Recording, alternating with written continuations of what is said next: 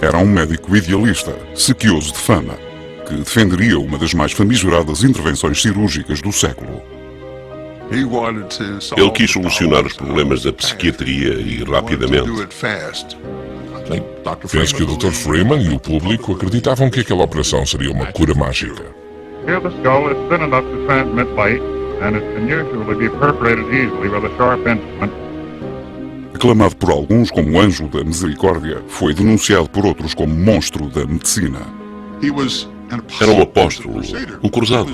Estava plenamente convicto da eficácia do que fazia. The instrument upon removal appeared clear and shiny.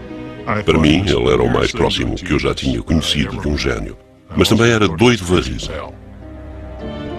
Porque alinhou a medicina dominante com Walter Freeman. A lição que se tira não é que um homem pode descambar, mas sim que a ciência pode descambar. Os médicos eram considerados semideuses vestidos de branco. Eram senhores absolutos e podiam mandar fazer o que quisessem. A lobotomia foi um progresso decisivo da medicina ou um erro monstruoso. Nunca se pode dizer que uma lobotomia tinha corrido bem. Seria como dizer que um acidente de viação tinha corrido bem. Algumas pessoas melhoravam consideravelmente e retomavam uma vida minimamente normal. He was allowed to go home again, and he obtained employment as a door-to-door salesman. Meu pai disse que os médicos iam operá-la ao cérebro e que isso lhe retiraria a violência e a tornaria dócil. O que devemos procurar é a ausência de dor, de sofrimento. A pergunta que surge muitas vezes é: a que damos valor no ser humano?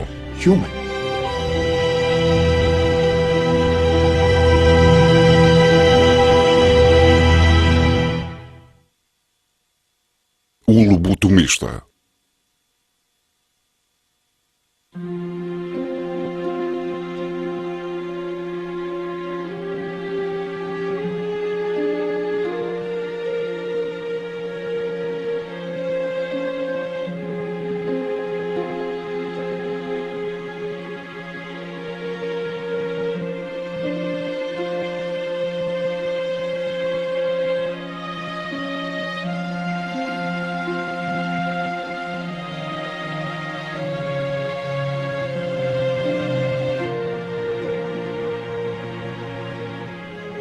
Num dia frio de janeiro de 1946, Ellen Ionesco, de 29 anos, dona de casa e mãe, chegou ao consultório do Dr. Walter J. Freeman, em Washington. Com ela e a filha, Angeline, de 6 anos. A minha mãe tinha sido sempre um tanto ausente. Aceitávamo-la assim. Ela era assim. Mas foi piorando. Chegou uma altura em que se sentia tão deprimida que ficava dias seguidos na cama. Lembro-me de ela apontar para o teto e dizer: "Vêem aqueles fios? É com eles que me torturam." Depois tornou-se mais violenta e agressiva. Um dia, tentou asfixiar-me. Acabámos por levá-la ao Dr. Freeman. Esta manhã examinei Ellen Ionesco. Tem ideias suicidas. Tornou-se mais ruidosa e gritava que estava muito cansada. Decidi que era inacessível e que necessitava de tratamento imediato. Quando entramos no consultório, vimos que uma das paredes era uma janela que deixava entrar muita luz do sol. Era um consultório cheio de luz e acolhedor. O Dr. Freeman entrou. Parecia simpático e muito meigo. Senti que tudo correria bem.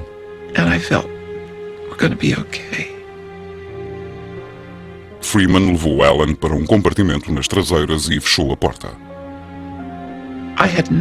Eu não fazia ideia do que tinha acontecido lá dentro, mas ela tinha mudado radicalmente para melhor, depois de ser vista por ele. Não tornou a falar de suicídio. Ellen Ionesco foi a primeira paciente a submeter-se a uma operação que o Dr. Freeman tinha aperfeiçoado poucas semanas antes, e a que chamava lobotomia transorbital. Numa lobotomia transorbital, Freeman usava primeiro a máquina de choques eletroconvulsivos para provocar inconsciência no paciente. Pouco antes de ele acionar o comutador, rezávamos e íamos dar uma pequena volta. Usually 3 successive convulsions are necessary, but in old people a single one may be sufficient, while in a sturdy young person 4 or even 6 convulsions may be administered without danger. A seguir, o paciente entrava num período de alguns minutos relativamente curto de inconsciência. Now that the convulsion has subsided, the nurse holds a towel over the nose and mouth of the patient.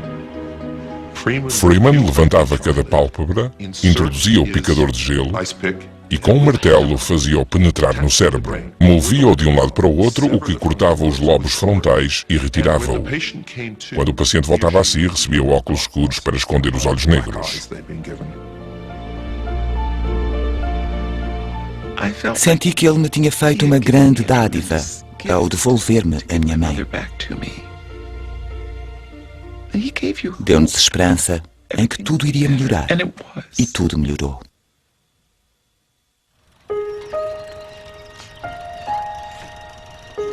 "22 anos antes, em 1924, o neurologista Walter Freeman tinha chegado ao Hospital de St. Elizabeth, de Washington, um dos maiores do país para doentes mentais. Com 28 anos, Freeman era o mais jovem diretor de laboratório da história do St. Elizabeth, mas tinha-se-lhe deparado uma instituição em crise.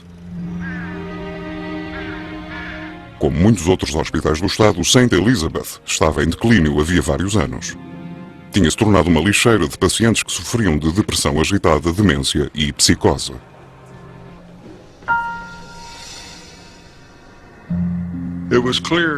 Naquela época, nitidamente ninguém era internado de livre vontade num hospital para doentes mentais.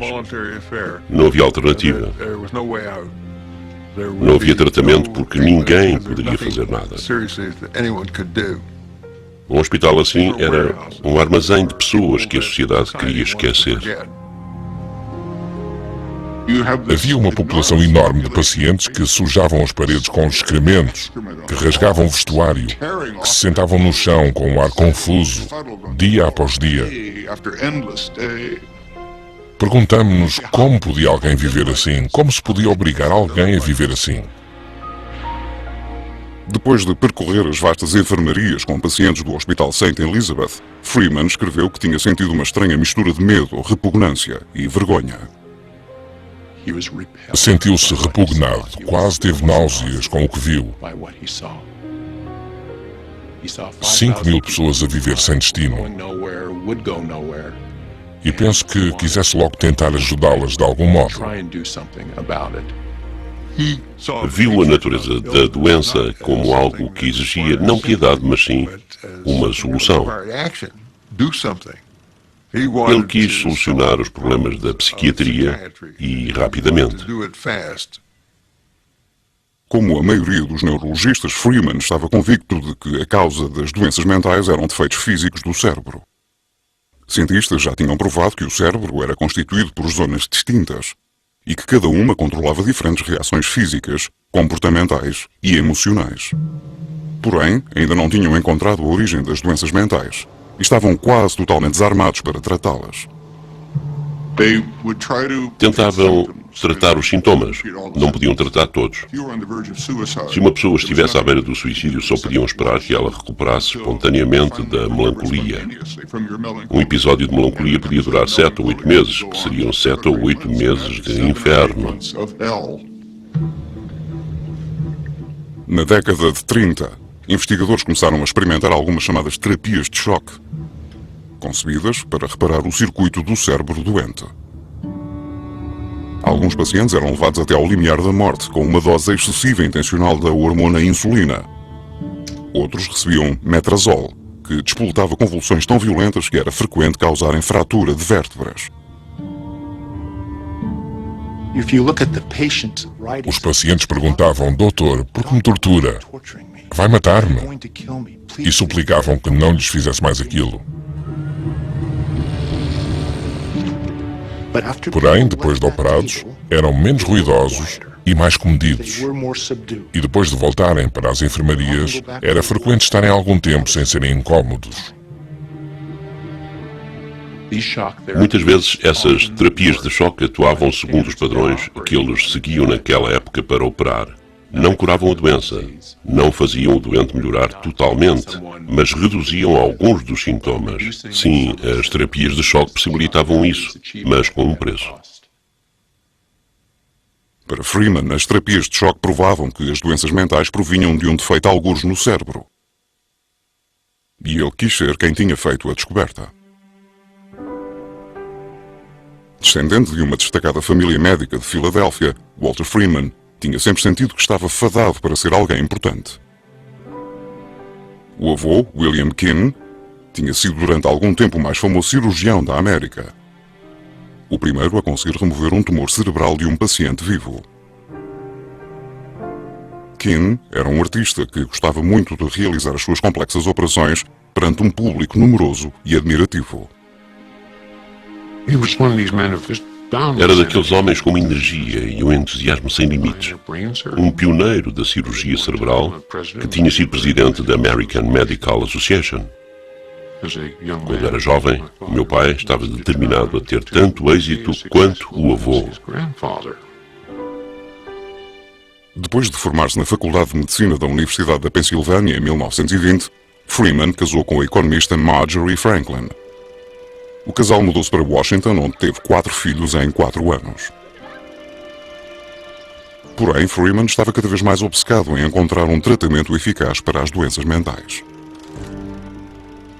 Como queria ser uma grande figura da medicina americana, estava convicto de que tinha nascido para ser grandioso na medicina e buscava desesperadamente um caminho para alcançar a grandiosidade.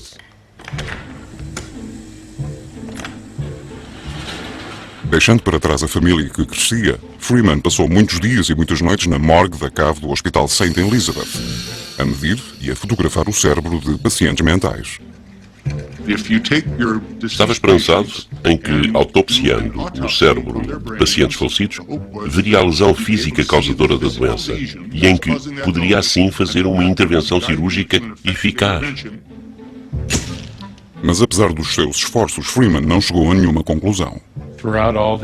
Em todos os cérebros, cadáveres, nervos e sangue que analisou, ele não achou nada que distinguisse os doentes mentais graves das outras pessoas. Reconheci que não tinha feito nada de importante, recordou Freeman, quer para explicar as perturbações mentais, quer para tratá-las. Queria deixar uma marca, era impelido pela ambição. Mas tinha chegado a um ponto em que estava desiludido. A sua pesquisa não tinha produzido resultados. Então, na primavera de 1936, Freeman fez uma descoberta que mudaria tudo. Quando o seu trabalho parecia ter chegado a um beco sem saída, ele leu um monógrafo obscuro escrito por um neurologista português chamado Egas Muniz. Egas Muniz descrevia em pormenor os resultados de uma nova operação radical que tinha efetuado num grupo de 20 doentes mentais. Afirmava que, retirando pequenos pedaços aos cérebros, tinha sido possível libertar 1/3 destes doentes dos seus sintomas. Muniz nunca apresentou uma boa teoria para os bons resultados daquela operação. Como só tinha uma noção tosca de que as pessoas com uma doença mental eram um tanto obcecadas, dizia que tinham ideias fixas e que essas ideias fixas talvez proviessem dos lobos frontais. Havia anos que os investigadores que procuravam as origens das doenças mentais suspeitavam dos lobos frontais, que, quando feridos em acidentes ou em combate, tinham tornado as pessoas mais calmas e menos dadas à ansiedade ou à depressão. Era claro que os lobos frontais podiam ser danificados e que os pacientes não morreriam, mas mudariam. A pergunta era, o que pensar dessas mudanças? Antes de Egas Muniz, poucos tinham pensado em alterar cirurgicamente os lobos frontais. Para quase toda a medicina dominante, era uma ideia abominável. Mas para Walter Freeman não era. Freeman ficou contentíssimo. Pensou, talvez esteja aqui a solução. Em pensamento, viu o futuro. Não só do tratamento dos doentes mentais, mas também dele próprio. Ao querer ser o primeiro neurologista dos Estados Unidos a tentar a operação de Diegues-Muniz, Freeman enfrentava poucos obstáculos. Nem o governo, nem a classe médica, nem os próprios pacientes se atravessariam no seu caminho. Os pacientes aceitavam os tratamentos sem criticar. Por exemplo, naquela época nem se pensava em assinar autorizações. A ideia de consentimento informado não existia. Os médicos eram reis e senhores e faziam o que quisessem. Como também não tinha uma licença para fazer cirurgia, Freeman contratou um jovem neurocirurgião chamado James Watts. Em poucos meses, ambos estavam prontos para tentar a sua primeira operação num paciente vivo. Escolheram Alice Ammett, de 63 anos, que havia muito tempo que sofria de insônia, ansiedade e depressão. O marido tinha ficado cada vez mais preocupado com ela e levou ao Dr. Freeman. Ela já estava perto de ser internada. Mas Freeman, como procurava um paciente com sintomas semelhantes aos que Muniz tinha operado com êxito, viu na Sra. Hammett essa possibilidade. Num dia de setembro de 1936, Freeman e Watts prepararam a Ammett para ser operada. Lembro-me de ver a paciente na mesa de operações. Tudo já tinha sido desinfetado. O Dr. Watts fez uma incisão no lado da cabeça, abriu uns buracos e introduziu um instrumento parecido com uma espátula, com cerca de meio centímetro de largura. O Dr. Freeman, sentado num banco a uns 2 metros de distância, dava instruções. Ao dirigir cada gesto de Watts, Freeman levou mais longe a operação de Diegues-Muniz. Em vez de retirar pequenos pedaços do cérebro, como Muniz tinha feito, disse a Watts que cortasse os feixes de nervos que ligavam os lobos frontais ao tálamo, uma pequena estrutura nas profundezas do cérebro. Estava convicto de que o tálamo era a origem das emoções humanas e de que os sintomas considerados sinais de doença mental, as alucinações, as sensações de depressão, os sentimentos suicidas, a ansiedade, tudo isso, resultavam de impulsos emocionais muito fortes que saíam do tálamo para os lobos frontais. Se conseguissem cortar essas ligações, esses padrões de pensamento patológico, talvez os pacientes tornassem a ter uma reação mais sã ao que os rodeava. 4 horas depois, Alice Ammett, a primeira paciente dos Estados Unidos a ser submetida a uma lobotomia, abriu os olhos. O seu rosto tinha uma expressão plácida, fez notar Freeman. E ao início da noite ela estava bem desperta, sem manifestar ansiedade nem apreensão. Entusiasmados com o resultado, Freeman e Watts começaram a fazer mais lobotomias em pacientes do consultório particular de Freeman. Freeman e Watts fizeram mais 6 ou 7 operações e referiram bons resultados. Porém, 3 ou 4 meses depois, os pacientes tiveram recaídas. O que parecia ser uma cura ou um alívio significativo dos sintomas parecia desaparecer. Assim, foram submetidos à segunda operação e alguns até à terceira. Ao perceberem que tinham de refinar a operação, Freeman e Watts começaram a operar pacientes conscientes e guiavam-se pelas suas reações. Por vezes, Freeman pedia-lhes que fizessem tarefas mentais enquanto eram lobotimizados, como contar de 100 para trás, dizer os nomes dos presidentes ou cantar, e por vezes até lhes pedia nada sensatamente que dissessem a oração a Deus. Depois de ter operado uma dúzia de pacientes, Freeman estava pronto para declarar a lobotomia como sendo um êxito. Mas teve de reconhecer que até os pacientes com os resultados mais favoráveis apresentavam efeitos secundários perturbantes. Para Freeman, o êxito era os pacientes já não se mostrarem agitados. Isto significava não que estivessem curados, mas que podiam ter alta do sanatório, embora fossem incapazes de ter uma vida social normal. Geralmente, ficavam desmotivados e sem energia, e era para sempre. Depois da lobotomia, comportavam-se muito como crianças. Tinham de aprender de novo a servir-se da sanita e a caminhar. Muitos dos pacientes lobotimizados eram inibidos e tinham problemas de sobrealimentação, portanto, não eram como antes da operação. This is the boy of 19. Here he is shown the day before lobotomy. O meu pai estava bem consciente, não só dos efeitos secundários, mas também do que esperava aquelas pessoas e da descida até à loucura, e então ajudava-as.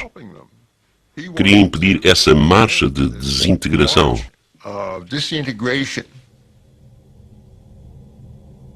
Com a carga de pacientes a aumentar, Freeman e Watts foram a uma conferência médica em Baltimore para anunciar os resultados da nova operação. Freeman levantou-se para anunciar que tinha uma nova cura para as doenças mentais.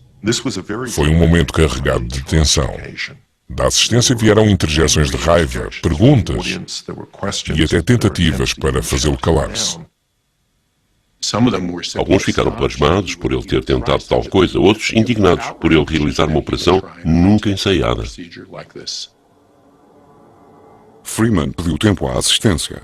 Argumentou que demoraria meses, talvez anos, a avaliar bem os progressos dos pacientes lobotomizados. Entretanto, prometeu, a lobotomia continuaria a ser uma operação de último recurso. Mas Freeman sabia que não importaria que outros médicos se lhe opusessem. Essa desaprovação nunca chegaria aos ouvidos do mundo exterior. Como naquela época se considerava que era falta de ética criticar publicamente outro médico, ninguém escreveu artigos a criticá-lo. As pessoas talvez falassem entre si, talvez até lhe fizessem perguntas em reuniões, mas não escreveram nada que o impedisse de continuar o seu trabalho. Consciente do poder das relações públicas, Freeman fez um corte agressivo à imprensa. Em pouco tempo tinha críticas ótimas nas publicações mais importantes. O The Washington Star chamou a lobotomia uma das maiores inovações cirúrgicas daquela geração. O The New York Times chamou-lhe Operação Cirúrgica à Alma e declarou-a um acontecimento que ficaria na história. Pensamos na ciência como sendo um processo discreto, em que as descobertas são apresentadas nos boletins médicos e analisadas pelos outros cientistas. Freeman contornou este processo, pois sabia que enfrentaria muita oposição e apoiou-se na imprensa desde o início. A imprensa, como sabia que uma operação cirúrgica milagrosa faria vender muitos jornais, noticiou logo que aquela podia não danificar o cérebro, mas sim tirar a loucura do cérebro e que iria progredir.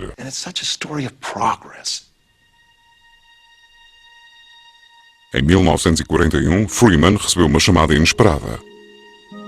Joseph P. Kennedy, o abastado embaixador dos Estados Unidos na Inglaterra, estava preocupado com a filha mais velha, Rosemary. Lentamente, desde a nascença, que tinha começado a comportar-se de forma imprevisível, com acessos de raiva e fugas do convento onde vivia. Estava preocupado com o comportamento de Rosemary. Receava que ela engravidasse ou contraísse uma doença venérea que prejudicasse a família e a carreira política dos irmãos. Joseph Kennedy procurou o melhor conselho médico da zona de New England e foi aconselhado a submeter-se a uma lobotomia. Em setembro, com 23 anos, Rosemary Kennedy foi o 66º paciente de lobotomia de Freeman. O resultado foi desastroso. Antes da operação, Miss Kennedy conseguia viver com alguma independência, mas depois ficou gravemente incapacitada e teve de ficar quase totalmente ao cuidado de alguém até ao fim dos seus dias.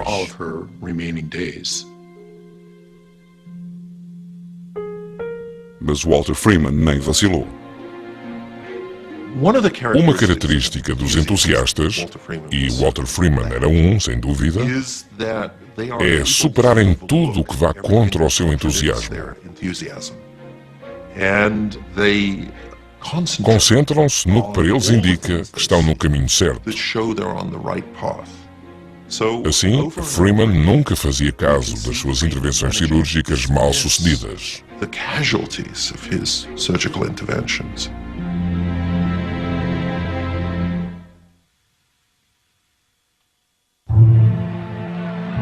The guns are quiet now, and the oceans of the earth are filled with ships coming home. In faraway places, men dreamed of this moment, but for some men, the moment is very different from the dream. Com o fim da Segunda Guerra Mundial, veteranos traumatizados regressaram e em pouco tempo sobrecarregaram hospitais estaduais já superlotados. Every man has his breaking point, and these were forced beyond the limit of human endurance. Em 1946, a revista Life publicou Bedlam, um artigo denunciador de 2 hospitais estaduais, o Byberry, da Pensilvânia, e o Cleveland State, do Ohio. Para um país abalado com as recentes revelações das atrocidades nazis, estas imagens eram profundamente perturbantes.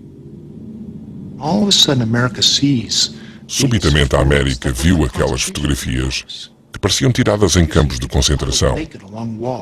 Viam-se pessoas nuas ao longo das paredes, amarradas a bancos. Ao ver aquela situação vergonhosa, o país disse: temos de fazer alguma coisa. Para Freeman, a crise nos hospitais mentais estaduais fazia lembrar as cenas de sofrimento que tinha visto anos antes no Hospital St. Elizabeth. Mas agora ele sentia que tinha um tratamento para pôr fim àquele sofrimento e consolidar a sua reputação.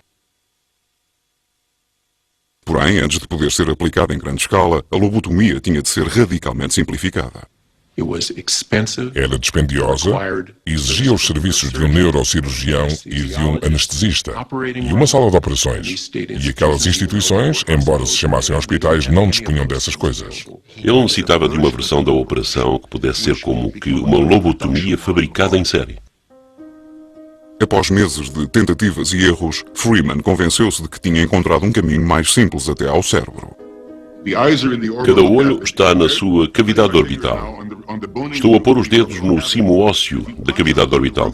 Se atravessarmos este cimo, alcançaremos o lobo pré-frontal. Here the skull is thin enough to transmit light, and it can usually be perforated easily with a sharp instrument. Na nossa casa em Connecticut Avenue não tínhamos frigorífico, tínhamos marca congeladora. Os primeiros picadores de gelo saíram da gaveta da cozinha e resultaram muito bem. Turning now to the operation itself, very little preparation is necessary for transorbital lobotomy. O instrumento era introduzido por cima do globo ocular, no plano do nariz. Sentia-se quando tocava no cimo da órbita. Então, com uma pancada de um martelo, fazia-se atravessar o osso. Desse modo, ele alcançava a zona pré-frontal e movia o instrumento para cá e para lá como um limpa-vidros. Já não me lembro bem como era. Fazia-se assim, depois puxava-se como um saca-rolhas e ouvia-se um estalo. Voltava-se à posição inicial, colocava-se um pedaço de gás em cima do olho e retirava-se o instrumento. Demorava apenas 3 ou 4 minutos. This patient came to the hospital this morning after breakfast, and he will leave tomorrow afternoon. Um dia, em março de 1946, o cirurgião James Watts viu Freeman a realizar a nova operação no consultório que ambos tinham. Ele viu o colega Freeman junto de um paciente. Dos olhos saíam-lhe picadores de gelo. Ao ver o Watts entrar, Freeman disse-lhe descontraídamente: Jim, seguras aqui os picadores de gelo para eu tirar uma fotografia? Dr. Watts não disse nada. Deu meia volta e saiu do gabinete. Para ele, penetrar no cérebro era uma operação cirúrgica melindrosa que devia ser realizada numa sala de operações por um cirurgião e nunca de modo leviano. No dia seguinte, o Dr. Watts e o Dr. Freeman já não partilhavam aquele consultório. This photograph shows the leucotome at a depth of 7 centimeters from the upper eyelid. Freeman não parava. Estava convicto de que aquela operação podia ser realizada muito facilmente por qualquer pessoa. Como ele dizia, qualquer tolo, até um psiquiatra do hospital, a aprenderia numa tarde. Ansioso por ensinar a sua técnica a outros, Freeman foi a todos os hospitais estaduais do país em meados da década de 1940. Era típico de Freeman chegar com um grande aparato e a seguir, frequentemente rodeado pela imprensa e por fotógrafos, realizava as operações, por vezes uma após outra. Tinha uma necessidade perversa de chocar as pessoas. Por vezes usava um martelo de carpinteiro em vez de algo semelhante a um instrumento cirúrgico. Como se aborrecia a trabalhar só com a mão direita, em plena operação mudava e passava a trabalhar com a mão esquerda. Sabe-se que mencionava orgulhosamente no seu diário colegas que desmaiavam ou vomitavam enquanto ele operava. Quando entrei pela primeira vez naquela sala e vi aquilo, quis fugir. Não quis lá ficar. Para os meus 18 anos, não fazia sentido ver cravar no crânio de alguém o que me parecia ser um prego. Não fazia sentido. Mas para centenas de médicos e administradores de sanatórios, a nova operação de Freeman era uma dádiva do céu. Um médico disse: "Senti que estávamos perante um dos grandes marcos da medicina moderna. Poucas vezes me senti mais arrebatado."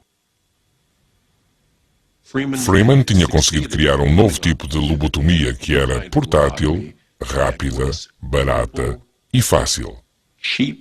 E dispensava internamento.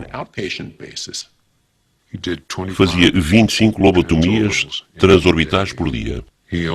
Tinha treinado um psiquiatra de Rusk, no Texas, que num dia fez 75 lobotomias.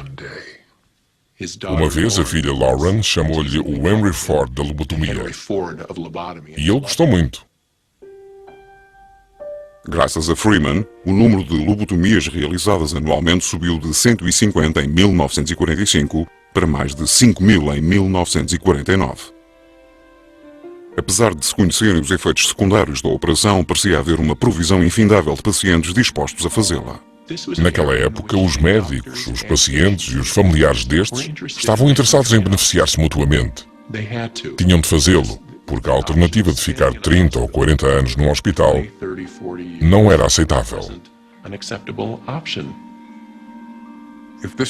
Se fosse a nossa mãe e tivéssemos de escolher entre vê-la aterrorizada, que era o estado em que eles estavam sempre, e vê-la mais calma, ainda que um tanto diferente do que era, talvez escolhêssemos a segunda alternativa.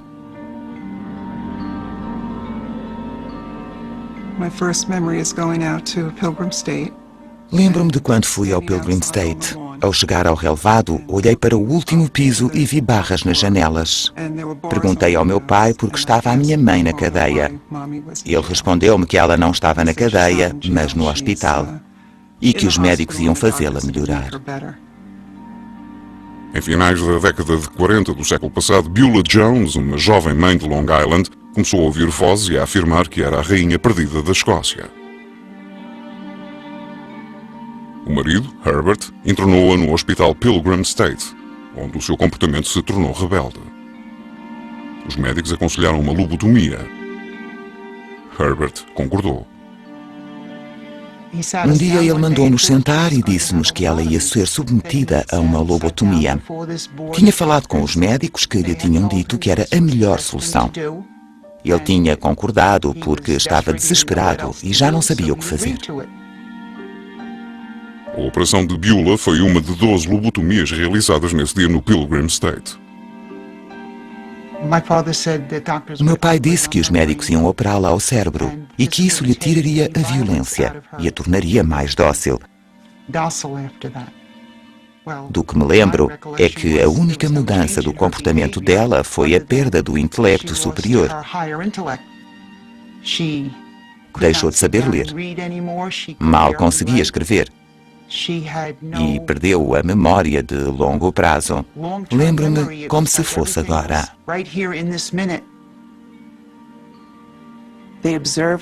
Observaram a minha avó durante cerca de 6 meses. Depois da operação, ela continuou a ter manias. Logo que apuraram que a lobotomia não tinha resultado, mandaram-na para uma enfermaria conhecida por receber os casos sem tratamento. E ninguém mais se incomodou com ela. Estes fracassos passaram quase despercebidos. No fim da década, a lobotomia tinha sido aceita pela medicina dominante. Faziam-se lobotomias nos hospitais Johns Hopkins e Mass General, na Clínica Mayo e noutras instituições médicas de elite. E em 1949 a lobotomia teve o maior apoio quando Egas Muniz recebeu o Prémio Nobel. Era a medicina dominante a dizer: isto é ótimo, é um progresso incrível. Creio que foi a revista Mental Hygiene News que adotou como logotipo uma luz a brilhar na escuridão. Essa luz era a lobotomia e a escuridão era o passado. Portanto, se perguntarmos como podia esse monstro andar por aí a mostrar essa operação à medicina dos sanatórios, a verdade é que ele não era um monstro. Levava essa luz a sítios que tinham sido denunciados como antros de horror.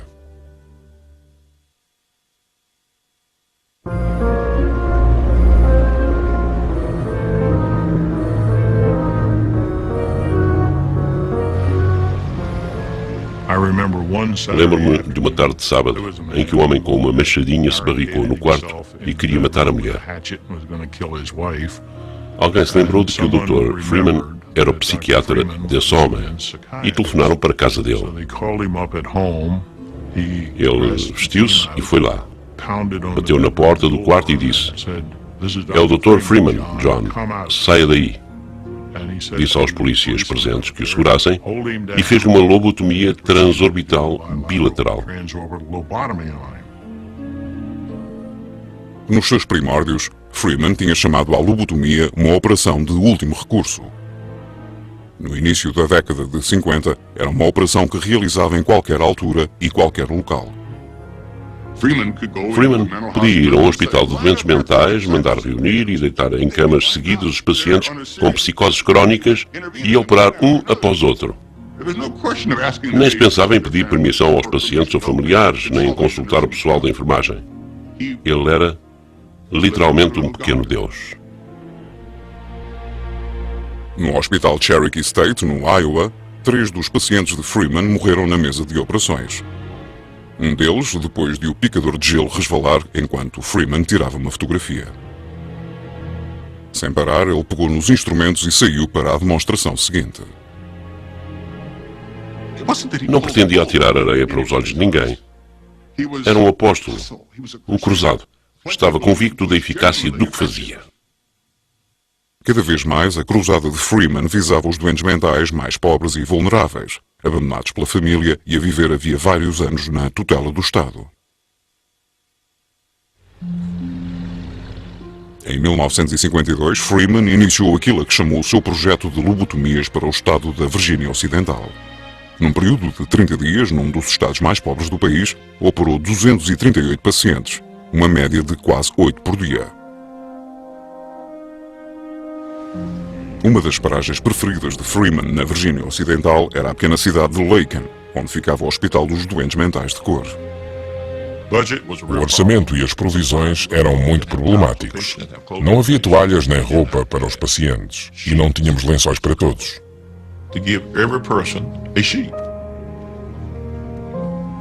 Os pobres são os que acabam na maioria das instituições mentais. Quem pode pagar outro tipo de tratamento não vai para lá. Como não podia pagar os seus pacientes internados, a Virgínia Ocidental ameaçava encerrar o Hospital de Laken e outros do mesmo tipo. Mas o Dr. Freeman propunha uma solução acessível. A lobotomia, prometia, permite-lhes irem para casa. Com isso, ele deu um passo em falso numa altura em que estava em muito boa posição para aliviar a aflição mental dos doentes e aliviar o estado de carga financeira e médica. Penso mesmo que foi um passo mal dado. Penso que o Dr. Freeman e o público acreditavam que aquilo seria uma cura mágica. Porém, quando se dispara no escuro, não se sabe no que se vai acertar. Dispara-se e espera-se que tudo corra bem. Em meados da década de 1950 começaram a aparecer nos boletins médicos os primeiros estudos clínicos de longo prazo à lobotomia. A comunidade médica já podia avaliar o verdadeiro impacto da lobotomia. Algumas pessoas não podiam sair das instituições e viviam num estado quase vegetativo. Outras iam para casa, mas comportavam-se como crianças. Só umas poucas tinham empregos, mas como era frequente não se sentirem motivadas para trabalhar após 10 ou 12 anos, assim começava a ser difícil justificar a operação como sendo milagrosa perante os seus resultados a longo prazo. Muitos dos que tinham apoiado a lobotomia começaram a repudiá-la. A American Medical Association referiu que era inimaginável uma operação que destruía o cérebro poder reconduzir um paciente ao estado normal. A lobotomia, como afirmou um seu ex-defensor, não era mais subtil do que um tiro na cabeça. Os psicoanalistas freudianos foram particularmente veementes ao condenarem a lobotomia como um ataque brutal ao cérebro. Mas Walter Freeman tinha pouca paciência para quem o criticava. Os psicoanalistas não aceitavam pacientes esquizofrénicos. Não podiam ter sessões de conversa com quem pensava que ouvia vozes sair da sanita. Assim, se alguém quisesse criticar Freeman numa reunião, perguntava-lhe o que podia fazer por esses doentes, pois esse alguém não podia fazer nada. Não faziam a mais pequena ideia da aflição de uma doença mental. Ele procurava curar esses doentes e a possibilidade de eles se tornarem, digamos, nos desmazelados gordos. Era um pequeno preço a pagar por serem aliviados da intensa angústia mental. Ele fazia notar muitas vezes que a taxa de suicídios era alta entre os doentes que não suportavam esse sofrimento mental e que ele estava a ajudá-los. Muitos dos pacientes de Freeman e os seus familiares sentiam que tinham sido ajudados. Uma vez, durante um discurso perante uma assistência de psiquiatras, Freeman foi interrompido. Tirou debaixo do pódio um caixote com mais de 500 cartões de boas-festas que tinha recebido naquele Natal e despejou em cima da mesa e perguntou: quantos cartões de boas-festas receberam dos vossos pacientes? De certo se lembra do que a minha mulher passou. Ela nunca recuperará inteiramente. Mas se não tivesse sido operada por si, talvez não estivesse em condições de apreciar a vida como aprecia atualmente. Quero dizer-lhe, Dr. Freeman, que o meu irmão Abe continua comigo, feliz e despreocupado como uma criança. Que Deus o abençoe e aos seus por ter se interessado por mim e pelo meu irmão. Se concordamos em deixar fazer esta operação a alguém que nos é querido, queremos acreditar que decidimos o melhor para esse alguém. E penso que nos custaria muito viver a pensar que tínhamos causado danos permanentes e não a cura a alguém de quem gostássemos. A questão de se a lobotomia era uma terapia valiosa ou um travesti médico não poderia ser resolvida só pela ciência. O que devemos procurar é a ausência de dor, a ausência de sofrimento, a ausência de preocupação. A ausência de ansiedade é uma coisa boa ou a ansiedade é o que nos faz humanos? Eis o âmago da questão. A que damos valor na mente humana? Ele tinha decidido não dar valor a certas coisas, mas isto fez surgir muitas vezes a pergunta: a que damos valor no ser humano? O destino da lobotomia acabaria por ser decidido por um comprimido. Em 1954, um novo fármaco chamado Thorazine começou a impor-se nos hospitais mentais de cada estado. Inicialmente, o Thorazine foi posto à venda como uma lobotomia química. Isto foi visto como um argumento a seu favor que dava a entender que aquele fármaco fazia o mesmo que a lobotomia, mas sem os riscos da cirurgia. Com uma alternativa viável ao seu alcance, a comunidade médica ficou decisivamente contra a lobotomia. Havia pessoas a manifestar-se contra aquela atrocidade em encontros de neurocirurgiões e a dizer que ninguém devia ser operado ao cérebro pelas ideias ou pensamentos ou comportamentos que evidenciasse. De um dia para o outro, as oportunidades de Freeman para realizar lobotomias começaram a desaparecer. O seu gabinete na Universidade de George Washington foi fechado, os seus compromissos de ensino foram cancelados e perdeu o direito a exercer medicina no Hospital de Washington. Penso que naquela altura Freeman não podia abdicar da lobotomia, pois se o fizesse, abdicaria de ser Walter Freeman. Ele tinha-se em grande conta como o lobotomista, como o homem que podia devolver a vida aos pacientes. Pôr isso de lado, quaisquer que fossem os argumentos a favor, era demais para ele.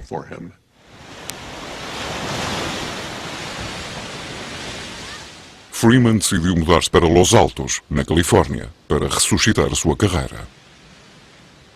Longe da ordem médica estabelecida que o reprovava na costa leste, podia tentar levar a lobotomia a novas categorias de pacientes. Se em meados da década de 50 as donas de casa considerassem a sua existência demasiado deprimente, bem, Freeman tinha uma solução para elas serem felizes todos os dias. Se algumas crianças se portassem mal devido ao que atualmente é chamado perturbação de hiperatividade, bem, talvez necessitassem de uma lobotomia. Howard Dully tinha 12 anos quando foi levado ao famoso médico. A madrasta disse a Freeman que Howard se tinha tornado insolente e que por vezes era violento em casa. O meu problema era sentir que ela tentava substituir a minha mãe, o que me ofendia. A minha reação era natural para uma criança cuja mãe tinha morrido.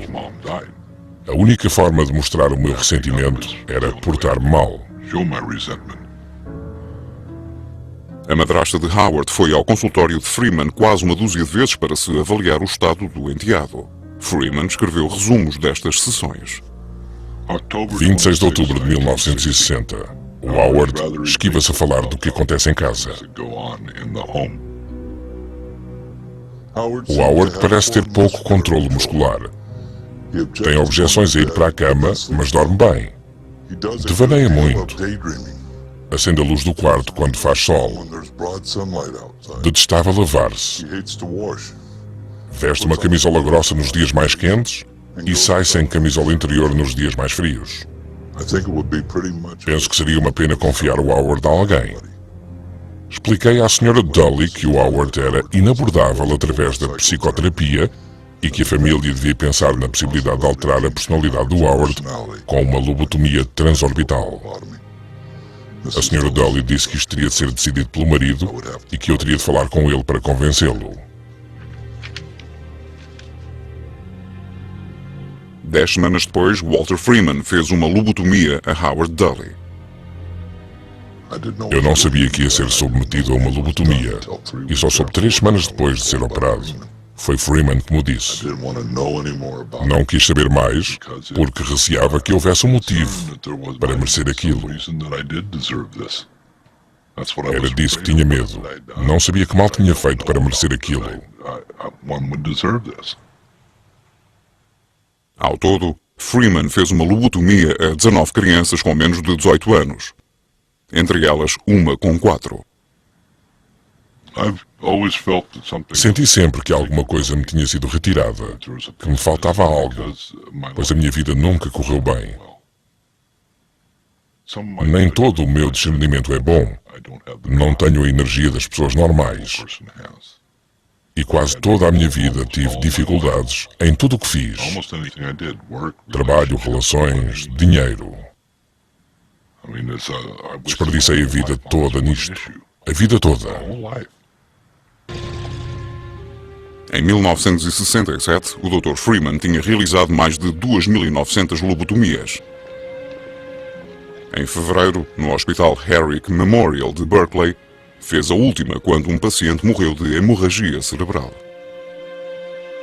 Freeman foi despojado dos privilégios hospitalares e pouco tempo depois deixou de exercer medicina.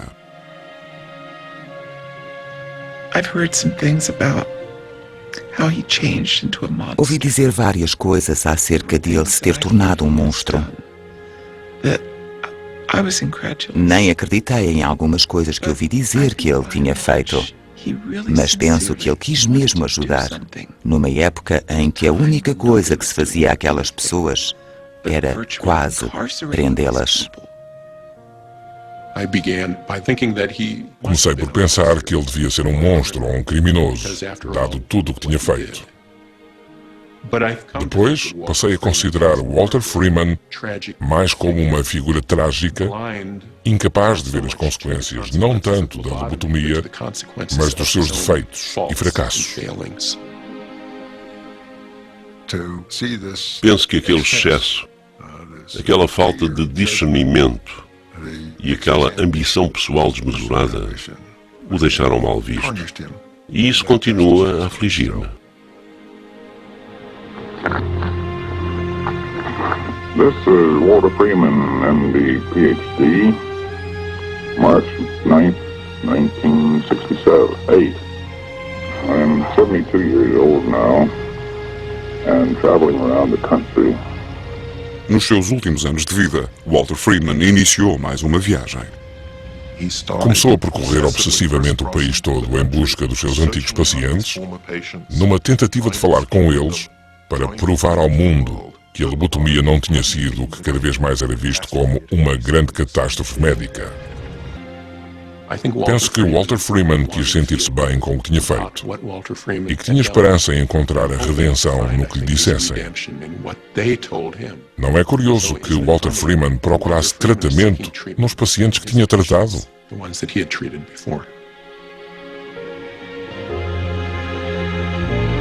Walter Freeman morreu em 31 de maio de 1972.